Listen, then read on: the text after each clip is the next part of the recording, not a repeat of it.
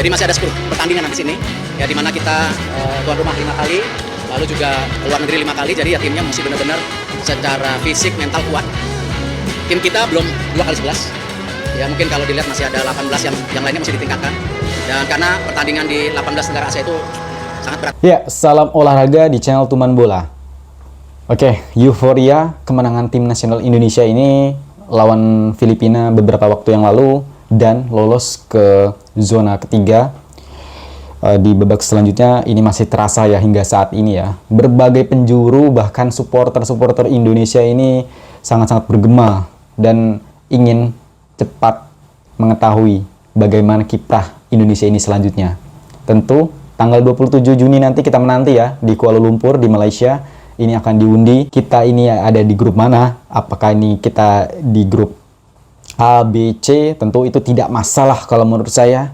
Dengan tim nasional Indonesia ini berada di pot 6 dengan ranking paling buncit setelah Kuwait. Bayangkan saja tim nasional Indonesia ini ranking di FIFA 134, sedangkan Kuwait 139 dan Korea Utara kalau tidak salah 118 urutannya ya.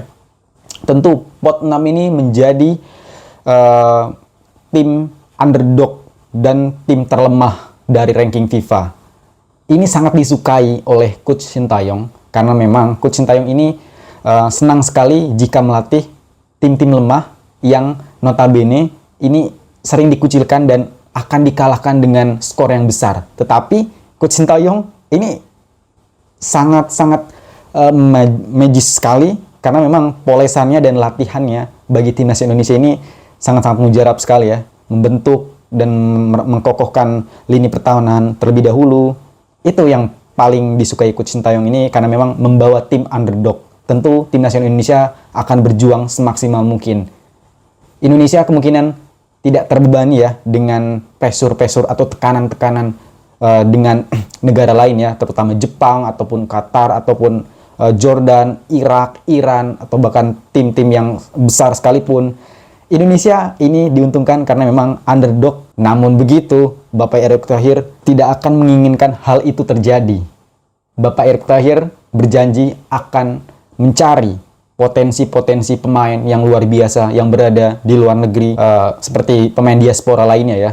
Dan Coach Sintayong juga berjanji ini akan mencari lini serang bagi timnas Indonesia. Ini masih mencari. Dan sebelum mungkin sekitar 3 bulan, Coach Sintayong dan Bapak Erick Thohir dan beserta jajaran PSSI lainnya ini sudah akan membentuk tim ya, karena memang dalam proses di babak kualifikasi ketiga ini tidak main-main kayaknya. Ini sangat-sangat wah kayaknya ini. Kita tunggu mega proyek apalagi yang dibuat oleh Coach Sintayong dan Bapak Erick Thohir ini dalam melawan negara-negara di round ketiga kualifikasi Piala Dunia. Ya, kita tidak sabar ya apakah pemain-pemain diaspora seperti Kevin Dix ataupun Ole ataupun Aduero ataupun yang lainnya ini kita tunggu saja ya, menanti mega bintang yang mau dinaturalisasi untuk menjadi pemain timnas Indonesia sebelum laga melawan negara-negara di kualifikasi Piala Dunia zona ketiga ya di bulan September nanti. Saya rasa banyak akan berdatangan nih nama-nama pemain dan nama-nama yang akan mengejutkan gitu untuk Coach Sintayong untuk membawa dan siap bertempur di kualifikasi Piala Dunia zona ketiga di bulan September nanti. Menarik ya, kita akan tunggu ini harus dipersiapkan matang-matang kurang lebih 3 bulan lagi. Saya yakin Bapak Erick Thohir dan Coach Sintayong ini akan mempersiapkan tim sebaik-baiknya. Dan juga untuk para pemain yang sudah dipanggil ini saya tekankan untuk menjaga kondisi kestabilan bermainnya ya, menjaga agar tidak cedera dan tetap bugar tentunya, dan menjaga pola makan, tetap disiplin, itu menjadi kunci ya utamanya ya. Tentu saja ini menjadi suatu kebanggaan bagi seluruh fans yang ada di Indonesia saat ini ya.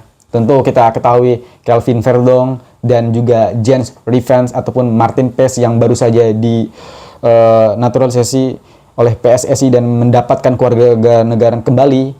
Ini tentu menjadi kado spesial ya bagi mereka gitu, karena memang semoga pemain-pemain ini bisa bersatu, bisa bermain di babak kualifikasi Piala Dunia zona ketiga ya, di zona Asia nanti ini. Kita tunggu saja pemain-pemain apa saja yang akan berdatangan lagi nih ya. Karena memang Coach Sintayong ini tentu ya, ini sangat senang gitu kalau ada negara-negara lain mengatakan timnas Indonesia ini sebagai negara terlemah, dan ini menjadi keuntungan bagi Coach Sintayong dan pemain-pemain yang lain ini tidak terbebani ya. Walaupun begitu, timnas Indonesia harus berhati-hati karena memang ini bukan lagi tim-tim lemah, negara-negara lemah. Ini menjadi ajang pembuktian ya bagi timnas Indonesia ini, dan juga bagi para pemain yang berada di diaspora maupun di dalam negeri ini bersatu untuk melawan negara-negara tersebut gitu. Sangat-sangat tidak sabar ya kualifikasi Piala Dunia zona ketiga di bulan September nanti.